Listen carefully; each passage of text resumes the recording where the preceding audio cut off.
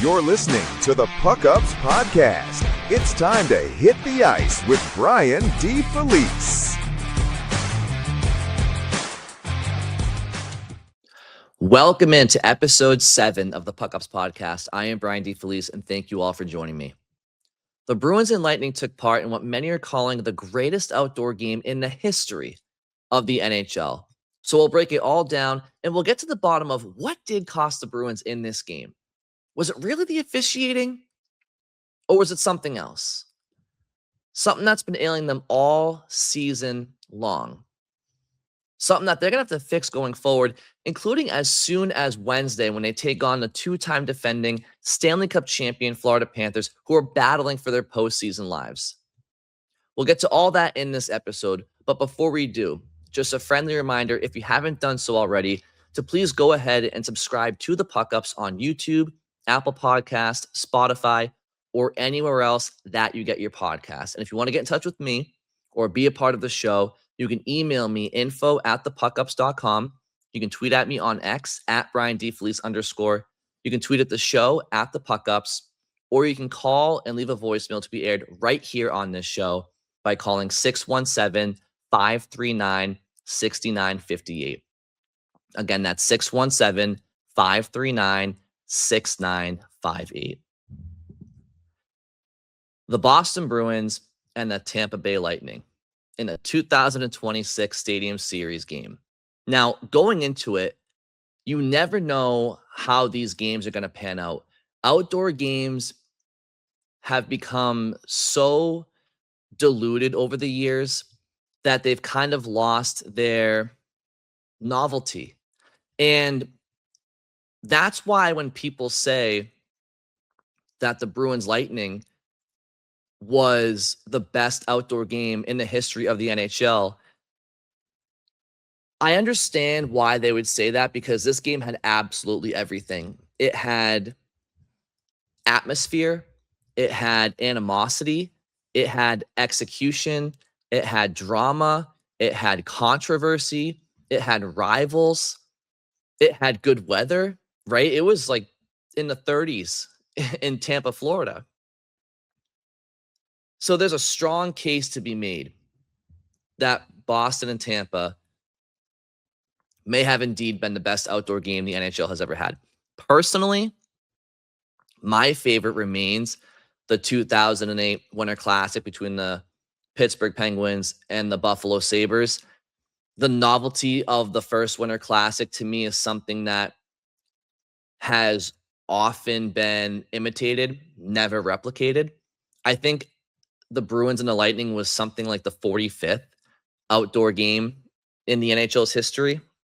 So I'm always going to be in favor of the 08 Winter Classic. I mean, the uniforms that both teams wore, the blizzard that was at Ralph Wilson Stadium in Buffalo, the drama of the shootout, Sidney Crosby on the marquee. It was special times. That said, I think the Bruins Lightning game, especially for a neutral fan, from the Bruins side of things, you obviously wish that they had won that game and that they didn't blow a 5-1 lead, and maybe we'd look back at that game more fondly. But for a neutral party to look at the Bruins Lightning game, it's very, very fair to say that it's at least a top 3 game, outdoor game that the NHL has ever had. In terms of style of play, the game was physical, the game was fast. A lot of times with these outdoor games, the puck bounces everywhere. And I'm not saying that the ice was perfect in Tampa Bay, but it just felt like the game didn't really slow down too much for the environment that it was in. So it definitely delivered. The NHL definitely hit a home run. That game was very, very good for the sport of hockey. If somebody out there was watching that game and it was their first exposure to hockey or the NHL, and it inspires them to become a hockey fan or play hockey or whatever the case may be, home run, right? Home run. So I thought the game was an absolute blast, despite the result for Boston being a 6-5 shootout loss that certainly had some, as I said, controversy and Bruins fans a bit up in arms at the officiating. which we'll get to. We'll get to all of that. I certainly don't want to bypass what I think was a poorly officiated game at times. I think a lot of the calls, I think almost all of the calls on the Bruins were actually penalties. My problem, I'll get this out of the way right now, wasn't so much the calls on Boston. It was the lack of calls on the Lightning along the way. I think that, not to sound like a crazy hockey parent in the stands, there's two teams out there, ref, come on. There are two teams out there, and it did get a little lopsided at one point. But as I said off the top, while the officiating didn't help the Bruins, certainly in the second half of the game, it's not why the Bruins lost the game, in my opinion. The Bruins lost the game because they had a loss in focus. When they went up 5-1, they lost their focus a bit, and they gave Tampa Bay life. Tampa was dead in the water, and the Bruins threw them a lifeline. And I'll get to all that in short order. I do want to start off with the beginning of the game and setting the stage for this game. Heading into this game, if the playoffs were to start, the Bruins and the Lightning would be first-round opponents. Now, that has since changed because the standings are changing like the wind right now in the Eastern Conference and the Atlantic Division because the teams are so close. But the Bruins and the Lightning is a very real playoff possibility, especially in the first round. And while Tampa Bay has been one of the best teams all year long, from start to finish in the NHL, they are currently second overall in the standings. But the Bruins included have been one of the better teams along with Tampa in the NHL since January 1st. The Bruins heading into the Stadium Series were 12-2-1 since January 1st. Now they're 12-2-2. So this game was billed with a lot of hype because, yes, it's a Stadium Series game. It's a unique atmosphere. I do think that they did a phenomenal job with the surroundings of the ice. Aesthetically, I thought they did a really cool job, and hats off to the crew and everybody involved with the event. But you have hype anytime there's an outdoor game, but the two teams playing really good hockey heading into it, being divisional rivals, it just made it all the better. So this game kind of started from the jump. Like, Brandon Hagel scores within the first 15 seconds of the game, 1-0 Tampa. And I want to sit there and say that the Bruins didn't start on time, but the Hagel goal wasn't. I think the Bruins could have been sharper, certainly to start. It was kind of a broken play. And Hagel took advantage of the opportunity and put one past Swayman. That's a tough first shot for Swayman to save. So it's definitely fair to say the Bruins didn't start the game on time when you give up a goal 15 seconds in. But it wasn't like Tampa was cycling all over the Bruins. It was a quick play. It was a quick play in transition. Kucherov made Aspero bite at the attacking blue line for Tampa Bay. And that's just a savvy all-world talent in Kucherov, taking advantage of Aspero, getting him in an off pivot. And he kind of took the puck to the middle, and next thing you know, it's a broken play, lands on Hagel's stick, 1-0 Tampa. But what I liked about the Bruins is that from that moment on, they completely took over the first period, which is why the whole falling apart in the second was problematic, because you gave Tampa so many power plays, and they weren't doing anything at 5-on-5 prior to the midway point of the second. Again, we'll get to that, but hats off to the Bruins. I want to say they outshot Tampa like 20-8 in the first period, but they tie the game on a goal by Alex Steeves. He gets his 9th of the year on an assist from Mikey Eyssimont, who both guys have been healthy scratches in recent weeks, and it was good to see them get on the board early. It was a good one battle on the boards by Eyssimont, and he found Steeves in the slot. Quick finish, 1-1. Okay. Then it's Morgan Geekie. Okay, he gets a nice tip from the side of the net off of a shot from the boards from McAvoy, 2-1 Boston in short order. Then Victor Arvidsson, almost an identical play as Geeky's goal. This time on the power play, though, gets a tip in from the side of the net from a shot by McAvoy. 3-1 Boston, looking good, okay? Definitely not counting on Tampa Bay at this point because they can certainly come back down 3-1 with, 2 periods to go. But it was a strong first period by Boston. I mean, they were the quicker team, they were the better team, and it was reflected in the shots and it was reflected in the score. As the second period gets underway, it's more of the same for Boston. And Matt Patra gets his first goal of the year. Again, they're having their way with Tampa Bay. They're winning races to lose pucks. They're winning the physical battles. Boston's mojo was just spectacular. Mark Kastelik was able to find Matt Patra breaking down the middle of the ice in Tampa's end, and he has a beautiful backhand finish top shelf over Vasilevsky, 4-1 Boston. Okay, what's going on here? Surely Tampa Bay is going to get back in the game here, right? Nope. They're cheating for offense. They start cheating for offense, and then David Pastrnak makes them pay when he gives a beautiful saucer pass to Morgan Geekie on a 2-on-1. And Geekie gets his second goal of the game. It's 5-1 Bruins. 5-1 Boston. And you're looking at this game as a Bruins fan or player or coach or analyst or whatever, and you're saying, we're up 5-1. We have no Hampus or Elias Lindholm, rather. We have no Pavel Zacha. Our top 3 centers right now are Fraser Minton, Marat Husnudinov, and Matt Patra. They're all 23 years of age or younger. Now, granted, Tampa Bay was without Braden Point, and as the game went along, without Anthony Cirelli, because Mark Kastelik leaned into Cirelli in the neutral zone with a beautiful clean hit, knocked him out of the game. Unfortunately for Cirelli, but it was a clean hit. So now Tampa's down their top 2 centers. Boston entered the game down their top 2 centers. And there just wasn't a whole lot going on for Tampa. They're dead in the water, like I said. They were embarrassed, and you got a stadium full of Lightning fans that are just totally deflated. I mean, their team's down 5-1, and there's still 35 minutes to go in the game. How much worse can it get?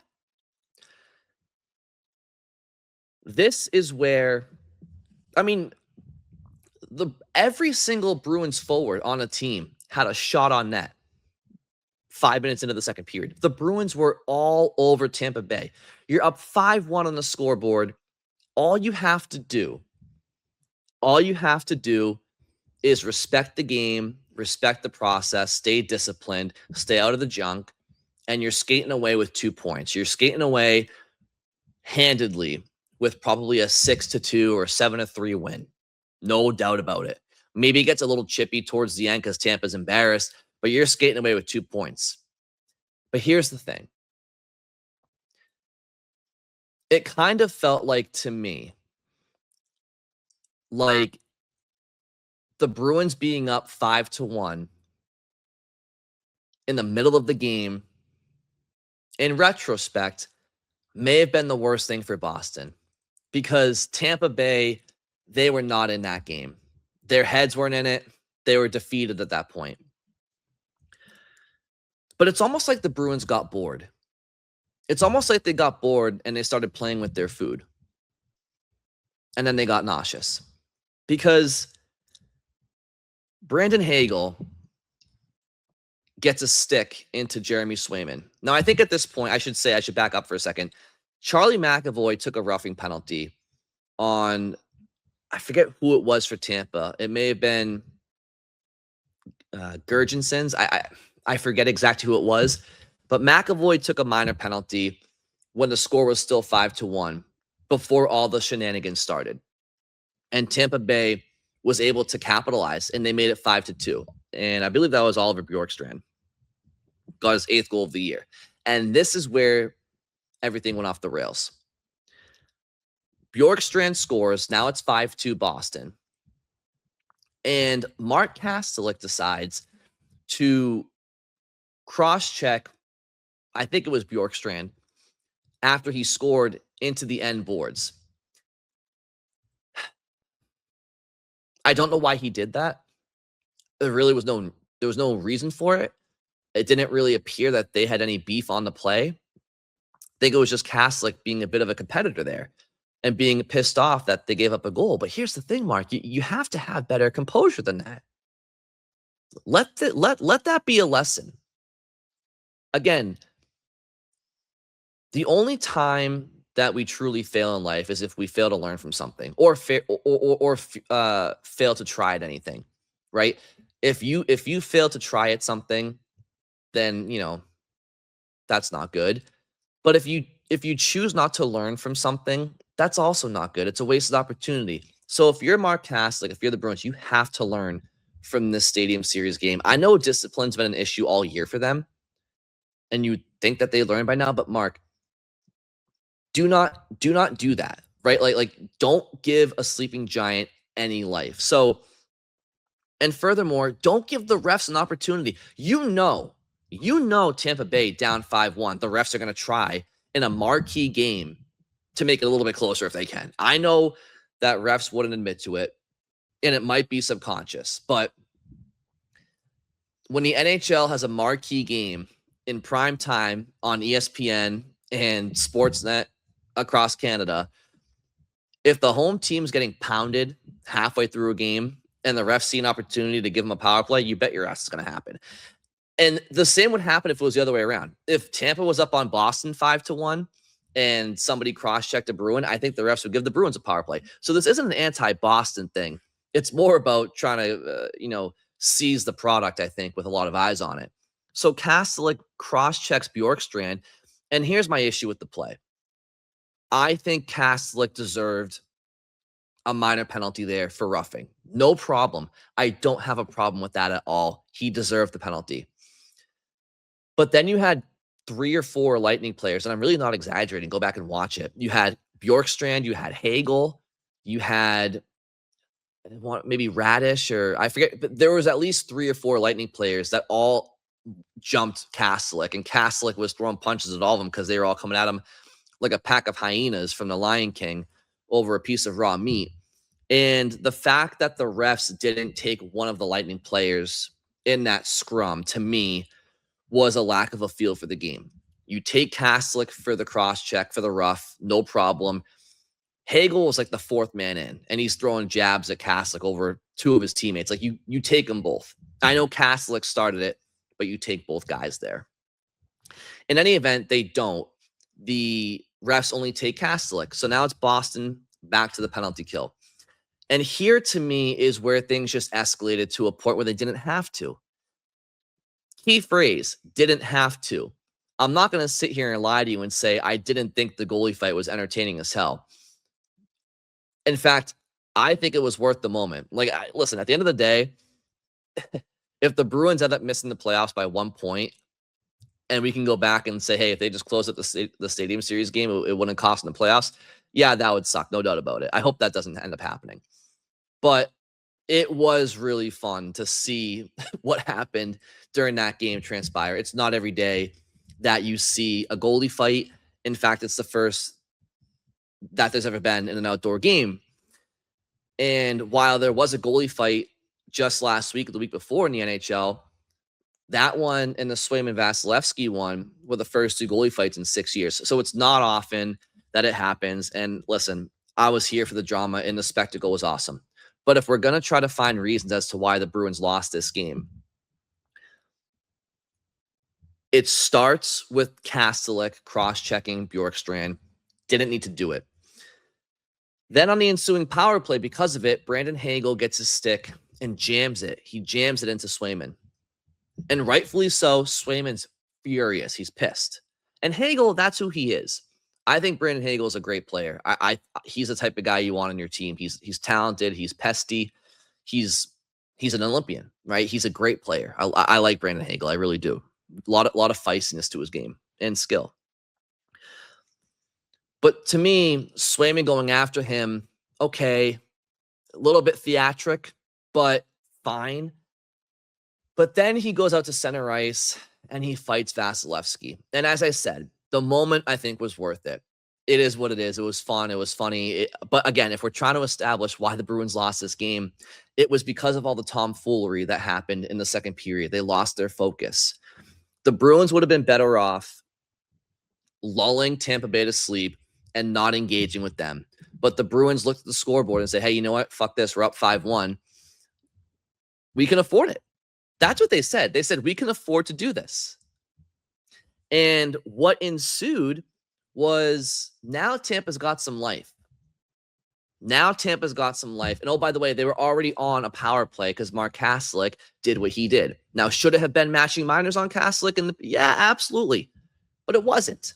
And the fact of the matter is, it wouldn't have been a situation at all had Kaslick just not cross-checked Bjorkstrand. So now the stadium is jumping. Now it's 5-2. Tampa's on the power play.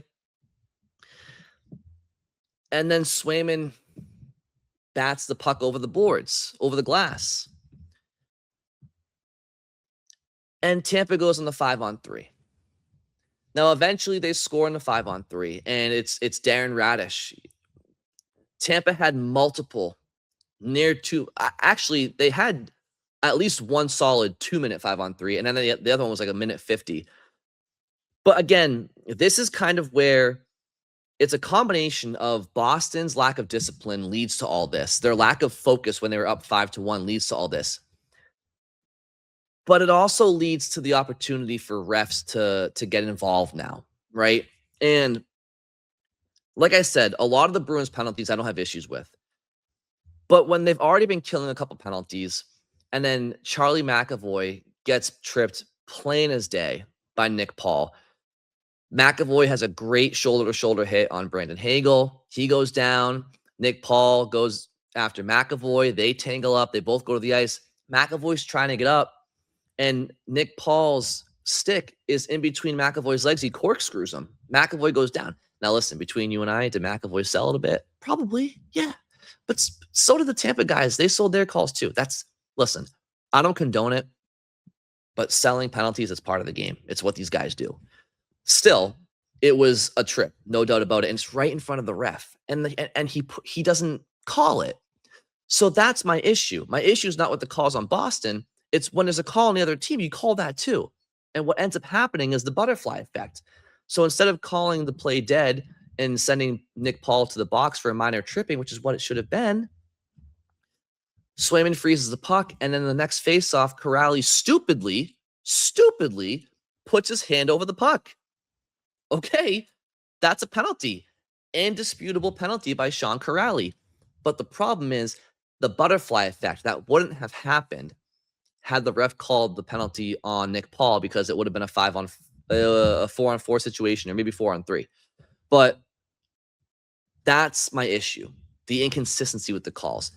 In any event, Paul doesn't get called for the penalty on McAvoy. Corrali goes to the box as he should have. And next thing you know, it's 5-4 Tampa, or 5-4 Boston. Tampa's coming back into the game.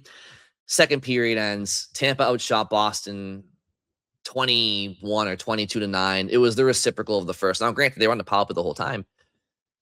But you had that feeling. You had that feeling that the Bruins were going to somehow relinquish this lead. Once it was 5-3 and Tampa was still on the power play, I was like, all right, they're tying this game at some point. All that said, Boston enters the third period with the lead. And the whistles went away in the third period. They came back out in overtime, but they went away in the third period. And there's no excuses here. Tampa outplayed Boston in the third. Boston was on their heels. And of course they were, because you know what? They thought the game was won. They're up 5-1 in the second period. And now they've been wasting so much energy killing penalties in the entire second period, basically, that they're junk now. They're junk. Is that acceptable? No. But they were junk by the third period. They were junk. And Kucherov ties the game on a beautiful one-timer from the top of the right circle. 5-on-5 goal, so not a power play goal. And the game eventually goes to overtime. Now, this is where things get more controversial. About 15 seconds into overtime, the Bruins surrender a 2-on-1 against Tampa Bay. Now, let's stop the tape right there. You cannot give up a 2-on-1 15 seconds in overtime. That's on the Bruins. So I can't emphasize this enough. The Bruins lost the game because the Bruins lost focus and they lost composure and they lost discipline. Did they open the door for the refs to sneak in and affect some things? Yeah. Yeah, but that's the Bruins' fault. It shouldn't have ever gotten to that point. You're up 5-1 on a team. You step on their throat and you beat them 11 out of 10 times. No questions asked. You don't lose a game up 5-1. Are you kidding me? Come on. Now, again, I know the refs. I'm with all of you. I was watching the game and I was like, this is bullshit. Like, I'm with all of you. But come on. We got to hold the Bruins accountable here as well. So, anyway, 15 seconds into overtime, the Bruins surrender a 2-on-1. Don't do that, but they do. David Pastrnak, he slashes. I think it was Justin Moser. He had the puck on the 2-on-1, and he gets the puck over to Kucherov. Now, here's the thing: Pasternak's stick did get Moser in the hands, and in today's NHL, I'm not surprised when that's called. Do I think it was soft as baby shit? Absolutely. In overtime, that was soft as baby shit.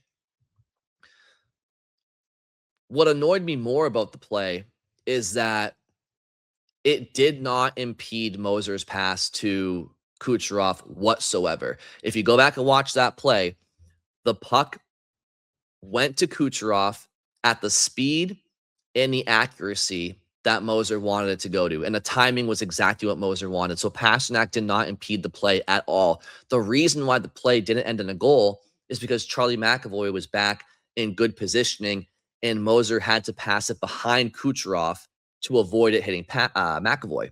And so the play was broken up because the pass wasn't able to connect properly.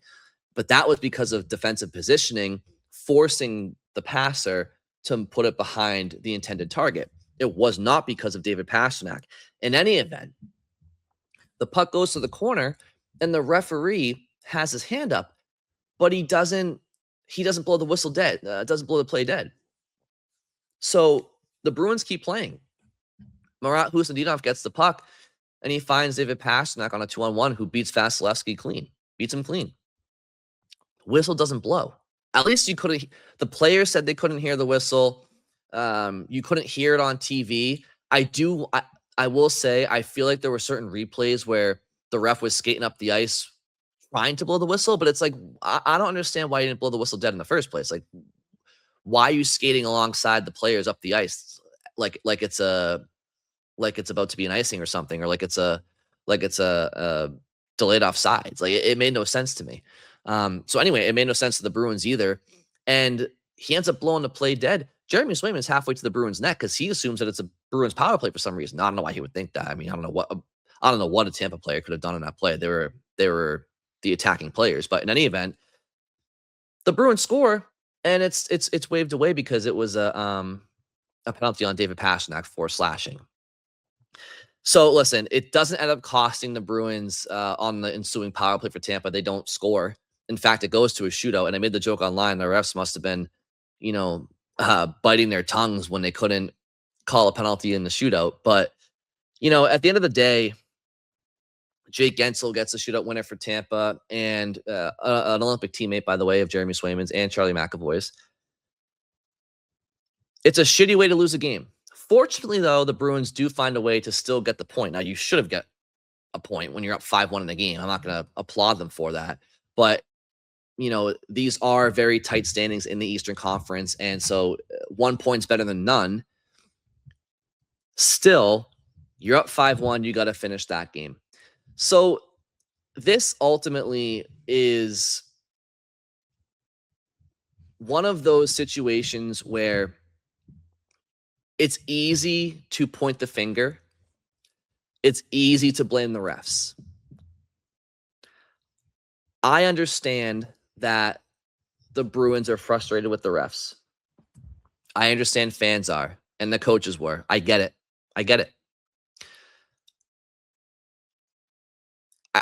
I feel like it's kind of a cop-out because the Bruins' own lack of focus and lack of discipline allowed the refs to even infiltrate that game in the first place and allowed Tampa to feel any sort of positive emotion when as I said, they were dead to rights.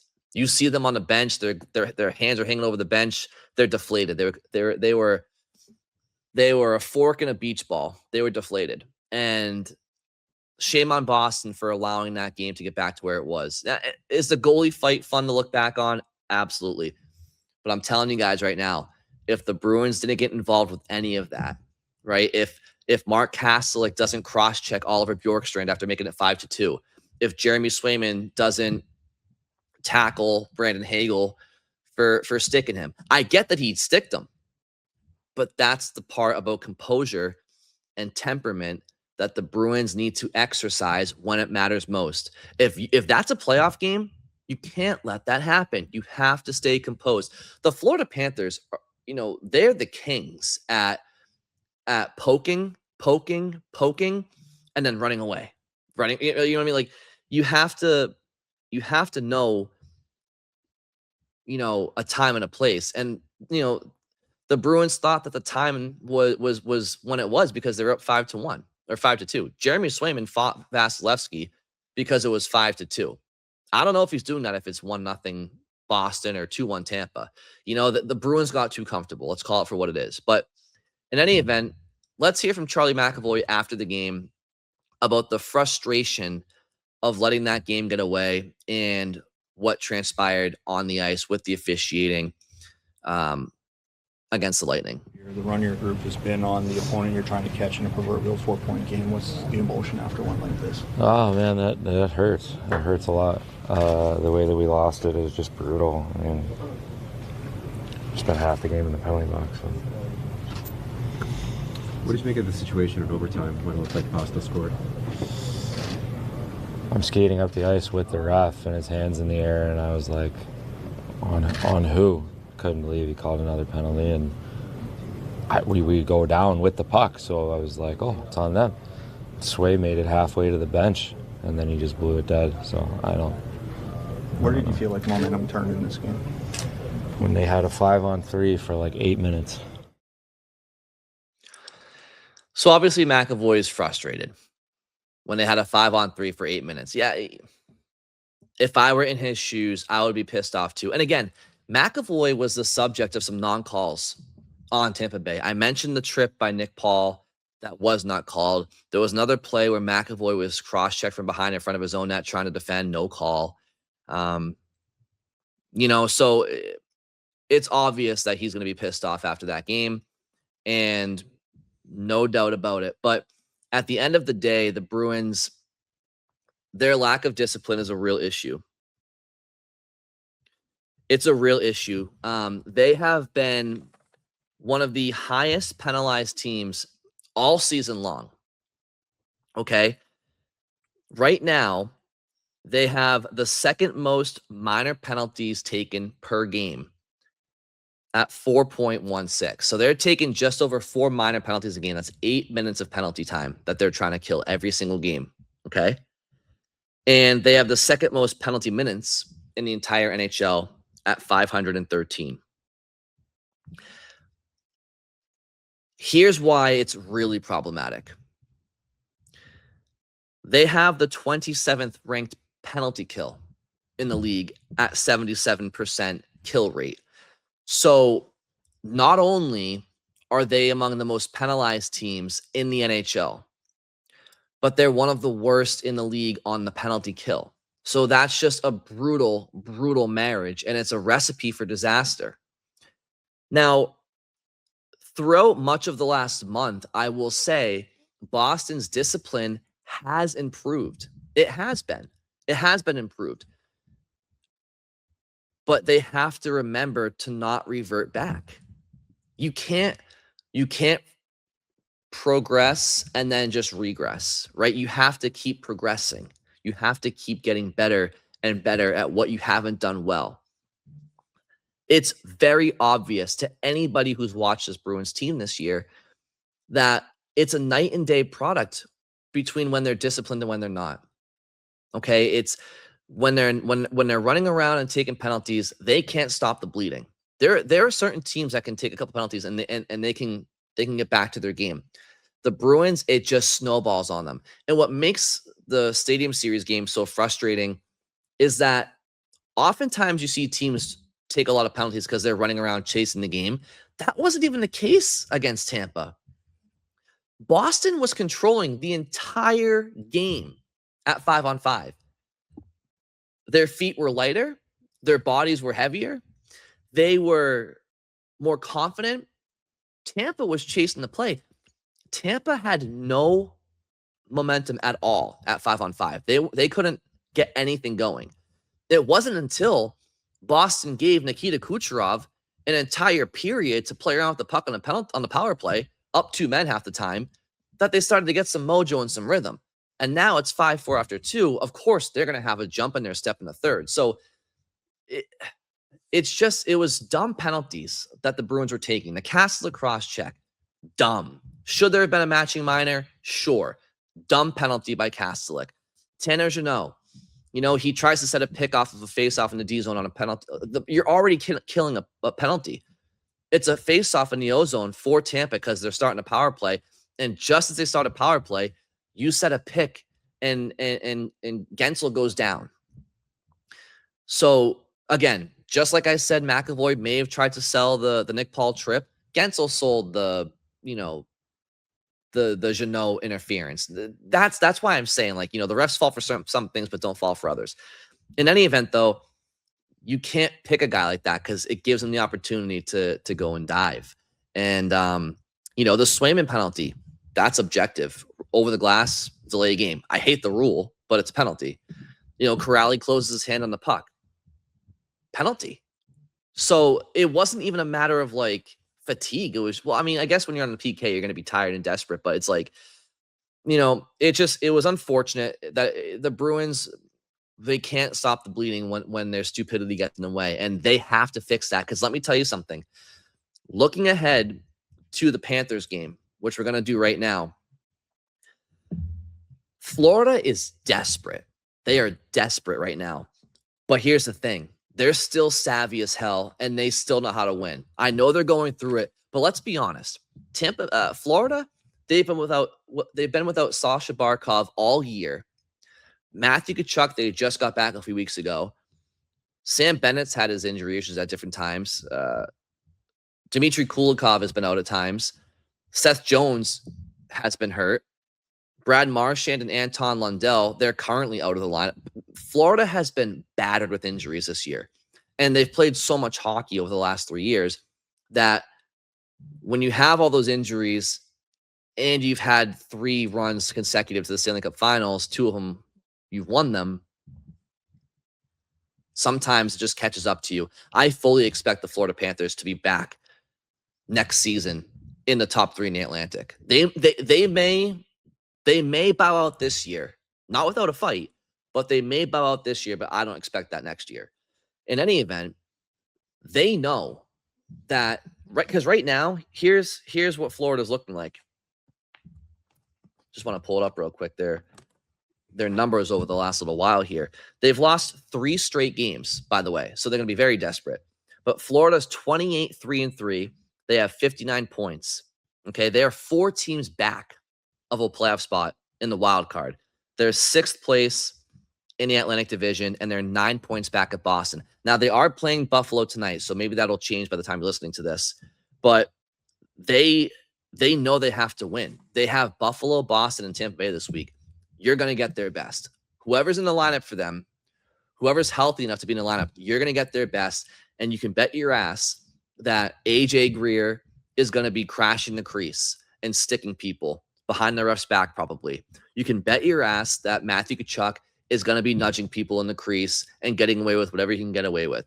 You can bet your ass that Sam Bennett's going to stick his nose in there, and Gadjevich and Evan Rodriguez and Nico Mikkola. And they're all, Tampa is going to play as if their season depends on it, because it does.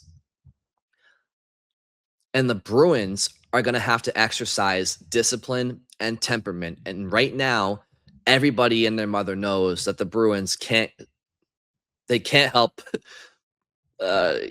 taking a good minor penalty here and there. So Boston's going to be challenged against Florida. And, we'll see if they're up for the task. But if the Bruins are up for the task, they could potentially do to Florida what they did to the Flyers last week. The Flyers entered the Bruins game last week 8 points back of Boston. If they beat Boston in regulation, now they're 6 back. Okay, we'll start to feel a little bit good about ourselves. If the Bruins beat Philly in regulation, now Boston's 10 up on the Flyers. And that's exactly what the Bruins did. They stepped on the throat of the Flyers. They didn't allow them to get any breathing room. The Bruins have to do that against the Panthers on Wednesday night, because if the Bruins can beat the Panthers in regulation, not only do you get 3 out of 4 points on your Florida trip, which if you can get 3 out of 4 against Tampa and Florida, you take that every time and run. But if you can do that, now you've given yourself, assuming Florida loses tonight, you would now be 11 up on the Panthers. 11 up. If the Panthers win tonight against Buffalo and they enter the Bruins game down 7 points, and then they beat the Bruins in regulation, now you're down 5 points and you have 2 games in hand. So if you win those 2 games, now you're down 1 point. You see what I'm saying? So things can get real spooky for the Bruins if Florida wins tonight against Buffalo in regulation and then beats the Bruins in regulation. You don't want Florida resting up over the Olympic break and feeling good about their game. You want to end any hopes that they have of surpassing you in the playoff race. Now, 2 important pieces in doing so are going to be Morgan Geekie and Charlie McAvoy. Morgan Geekie had a 12-game goalless drought that he snapped against the Dallas Stars. Since then, Geekie has 6 goals, 4 assists, and 10 points in his last 7 games. So if anybody was worried about Morgan Geekie's ability to bounce back from a goal drought, I think he's answered those questions in spades. Charlie McAvoy. I want to talk about him for a second.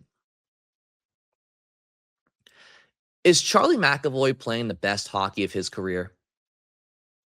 Because right now, Charlie McAvoy, since Boston ended their 6-game losing streak back on New Year's Eve against the Edmonton Oilers, Charlie McAvoy has points in 14 of his last 16 games.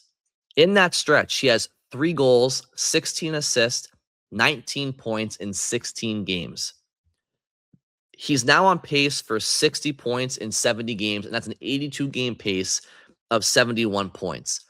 The Bruins, meanwhile, in that stretch, are now 13-2-2. So Charlie McAvoy has been an absolute horse for the Bruins. He's on pace right now for his best offensive season of his career in terms of points per game, and they're going to need him. And I don't think it's a coincidence, because Charlie's an absolute competitor, and with the Olympics coming up next week, it makes a lot of sense why his game is where we're seeing it, because the Olympics means a lot to these players, and Charlie McAvoy is going to be a huge piece for Team USA. But McAvoy and Geekie, they are among 2 essential pieces to the Bruins if they want to leave the state of Florida with at least 3 out of 4 points. One final note before we sign out today is, speaking of Charlie McAvoy, former BU Terrier Charlie McAvoy, I want to give a shout out to the Beanpot. Now, earlier today, BC and Harvard kicked things off at 5 p.m., I think. James Higgins, last I checked, had 2 goals in the first period. So Higgins and Letourneau, they are having an absolutely beautiful season for the BC Eagles. I think Higgins is on pace for 38 points in 32 games, and Letourneau's on pace for 37 points in 34 games. And that's before the playoffs. So both of those guys will probably have over 40 points this year in college hockey. And they just highlight some of the Bruins prospects right now that are just really having fantastic years. Just mentioned Higgins and Letourneau. Will Zellers is having a fantastic rookie season, or freshman season, I should say, over at North Dakota. We saw what he did at the World Juniors for Team USA as well. Andre Gasso for BC. He's been hurt in and out of the lineup, but he's having a good year. Chris Pelosi is near a point per game player for Quinnipiac. And Cooper Simpson, he is lighting up the USHL this year as well. So the Bruins have a ton of promising prospects right now in their system, just to kind of give the prospects a shout out when I talk about college hockey. But yes, the Beanpot, back to the Beanpot. So I believe it was BC versus Northeastern, or BC versus Harvard, and then it's Northeastern versus BU. The Beanpot is such a fun tournament. I've thoroughly enjoyed it my entire life. I grew up on the Beanpot, always watching, cheering for BC for the longest time because my mom went to BC. And then my allegiance I know it's probably blasphemy here, but my allegiance kind of switched over to BU along the way because my brother ended up going to BU. So, and also Miracle came out in 2004, and you had the 4 BU guys on the team: O'Callahan, Silk, Eruzione, and Jimmy Craig. By the way, speaking of Miracle, that documentary on Miracle, or on not Miracle, but the 1980 U.S. Olympic hockey team, it was called The Boys of 80.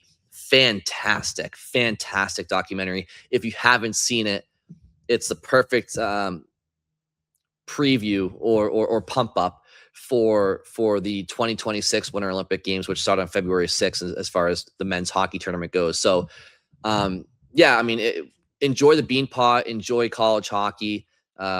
College hockey is at the best it's ever been. The talent in the NCAA right now is fantastic. It's the best, absolute best developmental league for pro hockey, bar none, in my opinion. And the Olympics are coming around the corner too, which we will be covering heavily over the course of February. And we'll talk Bruins in every episode, I'm sure, but it's not often that we get Olympic hockey. It's once every 4 years, and it's been 12 years since we've had it with NHL players, and I'm very much looking forward to it. I thought Four Nations last year was just outstanding. I really wish that we had an entire or a larger pool of teams. Hopefully, at the next World Cup of hockey, there'll be more participants.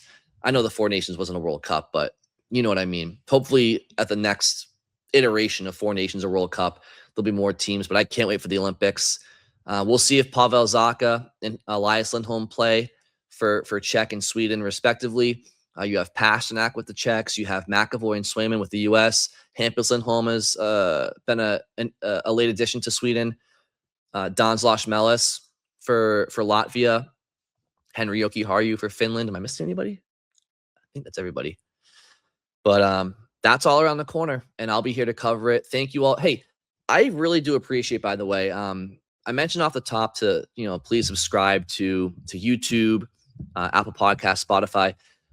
We're only a few weeks into this show, and we're only a couple of subscribers away from our first 100, which is awesome.